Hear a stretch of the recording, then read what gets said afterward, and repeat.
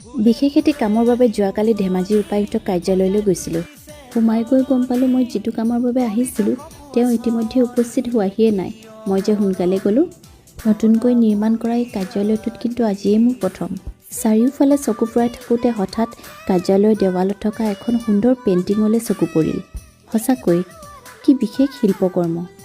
শিল্পীগৰাকীয়ে যে ইমান ধুনীয়াকৈ এখন মেপৰ জৰিয়তে কিছু ঐতিহাসিক আৰু কিছু ধুনীয়া ঠাই ফুটাই তুলিছে নহয়নে বাৰু? ভিডিঅ' নকৰি নোৱাৰিলোঁ বুজিছে। নিজে ফটো উঠিলোঁ, আনকো উঠালোঁ।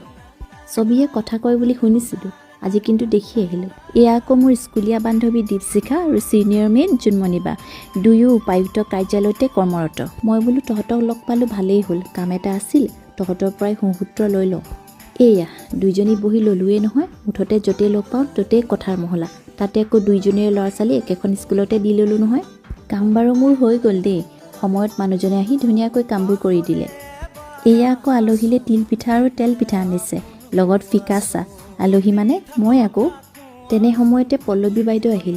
চাহৰ জুতি মাজে মাজে কিন্তু কাম কৰিবলৈ এৰা নাই দেই। সময় 11:30মান বাজিল।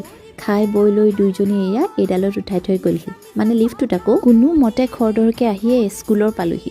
ছোৱালীক ল'লোঁ, লৈ ঘৰমূৰা হ'লোঁ। গেটখনৰ বাহিৰ হ'ব পালোঁহে মাত্ৰ এটুপ দুটুপকৈ বৰষুণ পেলাইলেই নহয়। এই যে স্কুল যাবৰ আৰু আহিবৰ সময়ত বৰষুণ যাক কিয় দিয়ে বাৰু? আপোনালোকে কি ভাবে জনাবচোন।